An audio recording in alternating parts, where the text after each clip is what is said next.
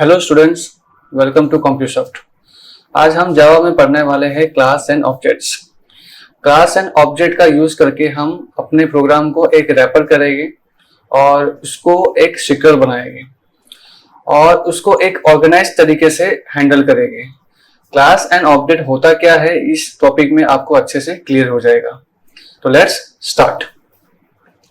जैसे आप स्क्रीन में देख पा रहे हैं, एक डायग्राम तरीके से, एक चार्ट तरीके से बताया है आपको कि एक क्लास है जिसका नाम है कार। उसमें कुछ वेरिएबल्स लिए हुए हैं जैसे कि model, price, colour and build year. तो ये सब क्लास के एट्रीब्यूट्स है। स्टूडेंट्स, मैं आपको बता दूं कि क्लास को एक तरह से टेम्पलेट भी कहते हैं। यहाँ पे ऊपर आप पढ़ सकते हैं, a class is consider as a template of objects and object is called an instance of a class.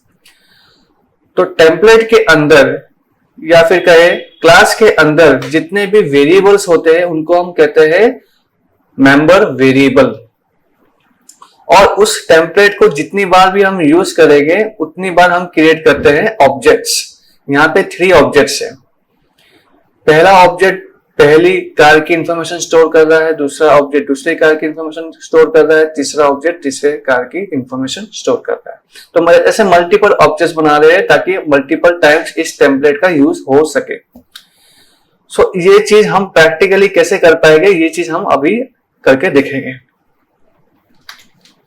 So let's create a new file. अब यहां पर हम एक नई फाइल बना रहे हैं, इन शॉर्ट नई क्लास बना रहे हैं और क्लास का नाम हम रख देते हैं कार। अब यहां पर हमें यूजर से कुछ इनपुट लेना होगा, तो हम इंपोर्ट करेंगे java.util.star ताकि हम स्कैनर यूज कर सकें। यहाँ पे psvm भी यूज करेंगे, उसके बिना काम बनेगा नहीं। लेकिन उसके पहले psvm भी अपने आप में एक फंक्शन है, इनबिल्ट फंक्शन है वो, बट हम खुद के एक फंक्शंस बनाएंगे। यहां पर फंक्शंस कैसे बनाते हैं, और उससे पहले वेरिएबल्स जो हमें नीड है वो हम ले लेंगे, जैसे कि प्राइस। फिर प्राइस को हम डबल ले लेते हैं, मुझे डेसिमल में प्राइस चाहिए इसलिए मैं डबल ले रहा हूं। इंटीजर में हम ले लेंगे ईयर। स्ट्रिंग के अंदर हम ले लेंगे कार का मॉडल और कलर। ये 2 चीज स्ट्रिंग में रखेंगे। सबसे पहले एक फंक्शन बनाते हैं। उसके लिए हम बनाएंगे यहाँ पे void और फिर फंक्शन का एक नाम आपको डिसाइड करना है। हम लिख देते हैं info। अब ये फंक्शन के अंदर हमें सारे डिटेल्स इनपुट लेनी है यूजर से। यहाँ पे लिखेंगे एंटर कार मॉडल और इसके अंदर हम इनपुट लेंगे मॉडल नाम का जो वेरिएबल है उसमें। अब sc.next में लिख तो रहा हूं, लेकिन मैंने स्कैनर का ऑब्जेक्ट अभी तक बनाया नहीं है, जो कि हमें यहीं पे बनाना है। जी हाँ, यहीं पे scanner sc equals to new scanner system.in। अब एक बात हमेशा याद रखना, ये स्कैनर हमने जो यहां बनाया है तो ये सिर्फ फंक्शंस वगैरह में यूज होगा, जितने भी आप अपने लिए फंक्शंस बनाओगे उसमें। लेकिन अगर आपको मेन के अंदर psvm के अंदर अगर आप इनपुट लेना चाहते हैं कुछ भी चीजों का, तो उसके लिए आपको स्कैनर वापस से psvm में बनाना होगा, ऑब्जेक्ट उसका बनाना होगा। ये पॉइंट हमेशा याद रखना है। तो यहाँ पे हमने मॉडल नेम तो ले लिया, बट बाकी डिटेल्स भी तो लेनी होगी। मॉडल हो गया, फिर कलर, फिर प्राइस और फिर मॉडल ईयर, कौन से ईयर का मॉडल है या फिर लॉन्च ईयर जो भी है। तो यहां पे हमें वेरिएबल लेना होगा कलर। यहां पे आ जाएगा प्राइस। प्राइस एक इंट है, सॉरी डबल है, तो हम डबल लिखेंगे, नेक्स्ट डबल। और यहाँ पे जो ईयर है वो इंट है। तो इन सब चीजों का हमें भी ध्यान रखना होता है। ओके, प्राइस को खास करके मैं यहाँ पे मेंशन कर देता हूँ कि मैं जो भी प्राइस लिखूंगा इन लाख में ही लिखूंगा, क्योंकि 1 लाख से कम तो कोई कार होगी भी नहीं, तो ये चीज हम यहाँ पे मेंशन कर देते हैं। तो जो भी हम नंबर देंगे पॉइंट में, डेसिमल में देंगे, उतना लाख कंसीडर किया जाएगा। ठीक है, एक और फंक्शन बनाते हैं, नाम दे देते हैं डिस्प्ले। इसके अंदर हम सारे डिटेल्स को डिस्प्ले करेंगे। एक एक करके ऐसा आउट लिख देते हैं, जैसे कि सबसे पहले मॉडल,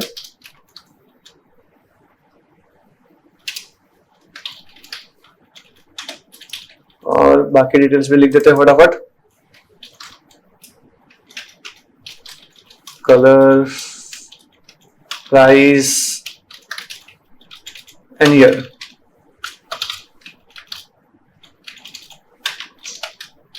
आपको जैसा फॉर्मेट करके प्रिंट करना हो आप वैसा कर सकते हैं।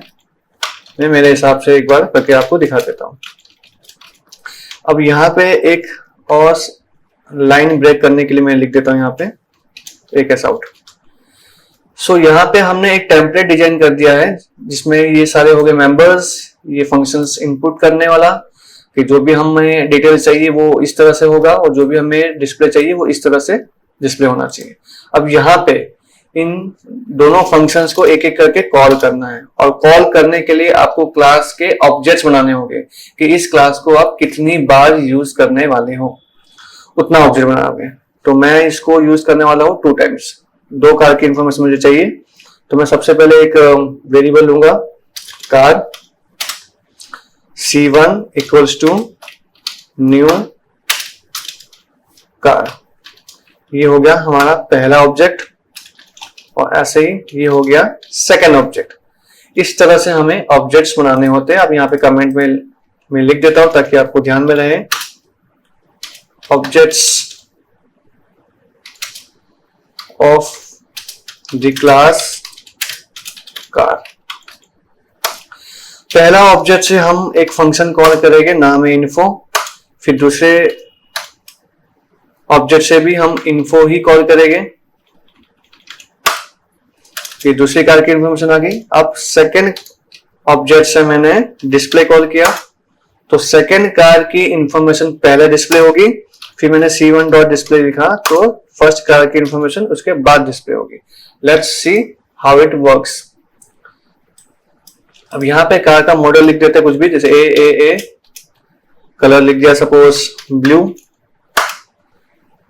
अब यहाँ पे मैंने 12.55 लिखा है, ये एक अमाउंट लिख दिया मैंने इन लैक्स। मॉडल यहाँ लिख दिया 2023। अब यहाँ पे ये वापस से मॉडल पूछ रहा है, मतलब दूसरे कार की इंफॉर्मेशन पूछ रहा है। अब यहाँ पे चाहते तो एक सेपरेटर यूज कर सकते थे, बट कर देंगे बाद में। तो ये दोनों कार की इंफॉर्मेशन फिल हो चुकी है। जैसे एंटर प्रेस करेंगे आपको उसका डिस्प्ले मिल जाएगा। अब यहाँ पे डिस्प्ले सबसे पहले सेकंड कार की इंफॉर्मेशन हो रही है, उसके बाद फर्स्ट कार की, क्योंकि हमने लिखा ही वैसा है। यहाँ पे हमने डिस्प्ले पहले सेकंड कार का किया, फिर फर्स्ट कार का किया। हाँ, अब यहाँ पे एक सेपरेटर का जरूरत था, तो हम यहाँ पे एक ऐसा खाली छोड़ना चाहे तो छोड़ सकते हैं। अब यहाँ पे मुझे ये करना है कि दोनों कार का जो प्राइस है उसका टोटल करना है। अब टोटल कैसे करें, तो उसके लिए एक वेरिएबल की जरूरत पड़ेगी। हम ले लेते हैं, डबल में लेंगे t equals to C1 dot price plus C2 dot price. इस तरह से आपको क्लास के जो मेंबर वेरिएबल्स है उसको एक्सेस करना हो तो आपको ऑब्जेक्ट के थ्रू ही करना, डायरेक्ट आप नहीं कर सकते क्योंकि आप PSVM के अंदर है।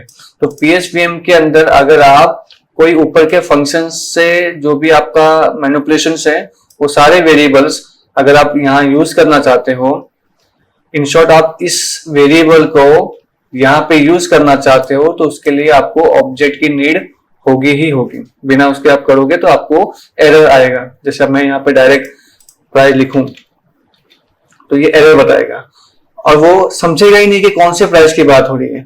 तो हमें बताना होगा कि फर्स्ट ऑब्जेक्ट से जो इनपुट हुआ था, पहली कार की जो इंफॉर्मेशन है उसका मुझे चाहिए प्राइस। तो इस तरह से आपको समझना है और इसके बाद टोटल प्राइस लास्ट में प्रिंट कर देना है। वो है हमारा टी। टी यहीं का वेरिएबल है, यहीं पे डिक्लेयर हुआ है, तो इसको आप डायरेक्ट लिख सकते हैं। So when you run the program, again I will enter the details same like before.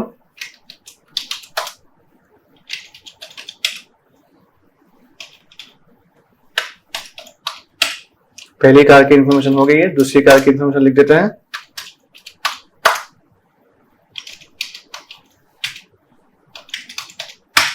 सो दोनों कार की इंफॉर्मेशन सही प्रिंट हो चुकी है, लास्ट में एक टोटल भी आ चुका है जो कि इस दोनों अमाउंट का टोटल है। आई होप आपको समझ में आ रहा होगा, कोई प्रॉब्लम नहीं आ रही होगी। अब इसमें नेक्स्ट हमें ये देखना है कि ये तो सिर्फ दो ही कार की इंफॉर्मेशन हुई। अगर हमें n नंबर ऑफ कार की इंफॉर्मेशन चाहिए या यूजर से पूछना हो कि कितने कार की इंफॉर्मेशन वो चाहता है इनपुट करना, तो उतना कार की इंफॉर्मेशन वो एंटर कर सके, डिस्प्ले कर सके और टोटल भी कर सके, तो हमें क्या करना होगा? तो हमें इस ऑब्जेक्ट्स का एरे बनाना पड़ेगा। जी हाँ, एरे। अब वो एरे आपको कैसे बनाना है मैं आपको बताता हूँ। एक नए फाइल में इसको बना सकते हैं या फिर यही कर देते हैं। चलो इसको कमेंट कर देते हैं, इतनी चीजों को। हाँ, इतने पूरे चीजों को मैं कमेंट कर रहा हूं। ओके, यहां पर एक वेरिएबल लूंगा n, और इस n के अंदर मैं ये पूछूंगा नंबर ऑफ कार्स, यूजर से इनपुट लेना है। और अभी मैंने ये भी कहा था आपको कि मेन के अंदर अगर आप कुछ भी इनपुट लेना चाहते हो तो उसके लिए आपको अलग से स्कैनर का ऑब्जेक्ट बनाना पड़ेगा। तो आप चाहो तो यही चीज कॉपी करके यहाँ रख दीजिए। और आगे चल के हम लूप भी चलाएंगे, तो आई ले लेते हैं एक वेरिएबल लूप के लिए। तो सबसे पहले एस आउट लिखते हैं, पूछेंगे यूजर से नंबर ऑफ कार्स,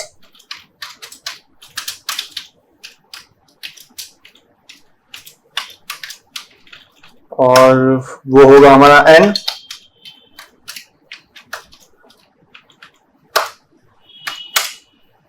ठीक है, अब यहाँ पे हमें क्या करना होगा? यहाँ पे हमें एरे बनाना है ऑब्जेक्ट्स का। अब वो कैसे बनाना है, that is very important part. तो यहाँ पे हम लिखेंगे कार, सी ले लेते हैं। सी कहीं पे यूज नहीं किया होना चाहिए, यस कहीं पे यूज नहीं किया है। ओके, इस तरह से स्क्वायर ब्रैकेट करना है, equal to new, square bracket में हम लिख देंगे n। तो ये एरे, एक सेकंड यहाँ पे कार लिख दीजिए। हाँ, ये एरे डिक्लेयर हो चुका है।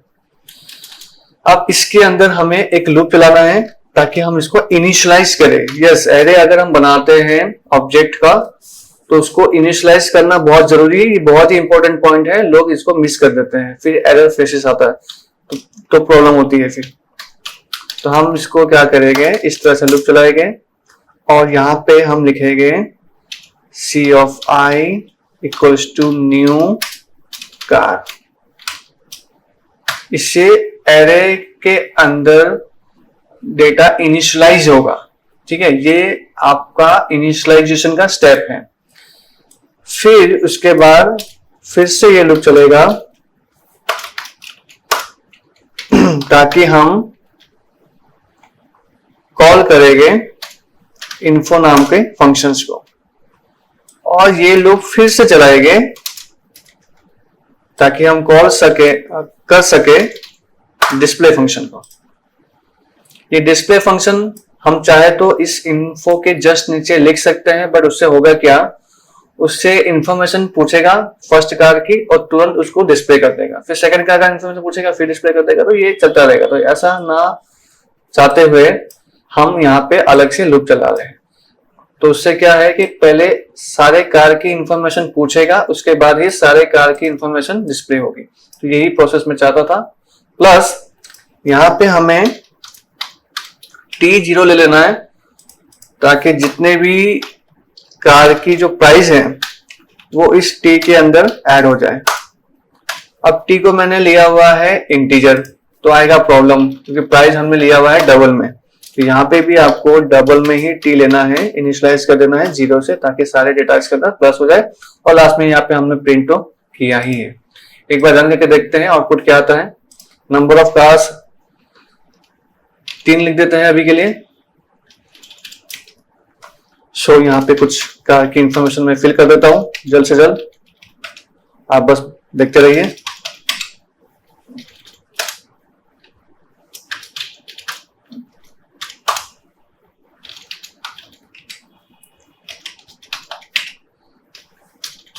This is third car.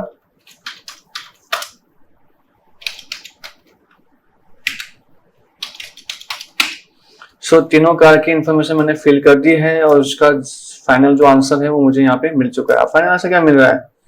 ये मिल रहा है 12। It is totally wrong. तो यहाँ पे कहीं ना कहीं मिस्टेक हुई है। अब यहाँ पे मिस्टेक ये है कि यहाँ पे हमने खाली इक्वल टू लिख दिया, यहाँ पे हमें लिखना चाहिए प्लस इक्वल टू, तब जाके हमें आंसर यहाँ पे फुल मिलेगा। तो एक बार फिर से रन कर देते हैं, ज्यादा इनपुट ना करते हुए तो कर देते हैं। चलो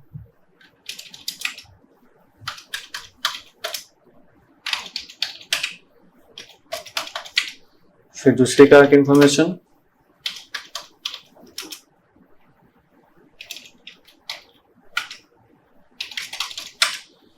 देखिए डिटेल्स जो भी है उसका प्राइस देखिए पहले, और उसका टोटल आंसर सही आ गया। तो इस तरह से हम क्लास एंड ऑब्जेक्ट का यूज करके हम एक अच्छे से प्रोग्राम को लिख सकते हैं। तो होप स्टूडेंट आपको ये समझ में आ गया होगा। इसको अच्छे से समझ लीजिए, ये बहुत ही इंपॉर्टेंट पार्ट है। ऑब्जेक्ट ओरिएंटेड प्रोग्रामिंग का मेन कॉन्सेप्ट यही होता है कि हम कैसे क्लास को ऑब्जेक्ट के जरिए यूज कर सके। इससे प्रोग्राम हमारा सिक्योर रहता है, एक वेल ऑर्गेनाइज होता है। तो यही चीज यहाँ पे बताई हुई है। साथ साथ में हम ये भी देखेंगे कि कैसे हम कंस्ट्रक्टर का यूज कर सकते हैं। अब यहाँ पर कंस्ट्रक्टर क्या है ये हम समझते हैं। तो जावा के अंदर constructor is a special member function that is automatically called when an object of A class is created. जैसे क्लास क्रिएट होता है, ऑब्जेक्ट अपने आप ही कंस्ट्रक्टर को कॉल कर देता है। अब ये अपने आप कैसे होता है, उसके पीछे एक रीजन है और उसका मेथड क्या है वो मैं आपको बताता हूँ। नीचे लिखा हुआ भी है, it's name is same as a class name without void. तो आपको एक ऐसा फंक्शन बनाना है जिसका नाम और क्लास का नाम सेम होता है। क्लास का नाम अगर आपने कार रखा है तो फंक्शन का नाम भी आपको कार ही रखना है, विदाउट वॉइड नहीं लिखना है, तब वो कहलाएगा कंस्ट्रक्टर और वो अपने आप ही रन हो जाएगा। तो यही कॉन्सेप्ट को ध्यान में रखते हुए अगर हम यहाँ पर देखें तो हमारा सबसे पहला फंक्शन कौन सा रन होता है, ये इन्फो। तो इसको ही हम बना सकते हैं कंस्ट्रक्टर। हम डिस्प्ले को कंस्ट्रक्टर नहीं बना सकते बिकॉज ये तो फर्स्ट फंक्शन नहीं है जो एग्जीक्यूट होगा। जो पहला फंक्शन होता है जो एग्जीक्यूट होने वाला है, रन होने वाला है, उसी को हम बना सकते हैं कंस्ट्रक्टर। तो यहाँ पे हम इन्फो का नाम चेंज करके कार रख देते हैं, ठीक है। अब यहाँ पे वॉइड नहीं रखना है ऐसा कहा गया है, तो हम इसको मानेंगे और हटा देंगे। तो ये एक कंस्ट्रक्टर बन चुका है। अब इससे फायदा ये होगा कि हमें ये लाइन जो कॉल करने की जरूरत पड़ रही थी, ये पूरा लूप जो है इसको हम हटा देते, तो हमारा काम बन गया। रन करके देखते हैं, तो लिखते हैं या फिर एक ही लिख देते तो भी चलेगा, because too much time it is consuming. देखिए ठीक ठाक तरीके से जो लिखा था वही चीजें हमें मिल गई है और उसका टोटल भी ठीक ठाक आ ही गया। तो इस तरह से हमने देखा कि किस तरह से हमने सारे मेथड को अच्छे से यूटिलाइज किया है। तो जब जैसी नीड होगी हम वैसा वैसा स्टेप्स को फॉलो करेंगे, हमारे जो डिफिकल्ट काम होता है उसको हम आसान बना सकते हैं। तो यही चीज यहाँ पे समझने लायक है। तो ये कुछ क्वेश्चंस हैं जिनकी आपको प्रैक्टिस करनी है, समझना है, ट्राई करना है, और अगर कोई डाउट आता है तो जरूर पूछ लेना। ये 2 क्वेश्चंस तो दिए हैं प्लस और 2 है ये, तो इसका भी आपको अच्छे से प्रैक्टिस करना है। तो होप ये आप अच्छे से प्रैक्टिस कर लोगे तो नेक्स्ट टॉपिक में हम और अच्छे से नए टॉपिक को पढ़ पाएंगे। तब तक आप इसको प्रैक्टिस कीजिए। नेक्स्ट वीडियो में मिलेंगे। Good bye, take care and thank you.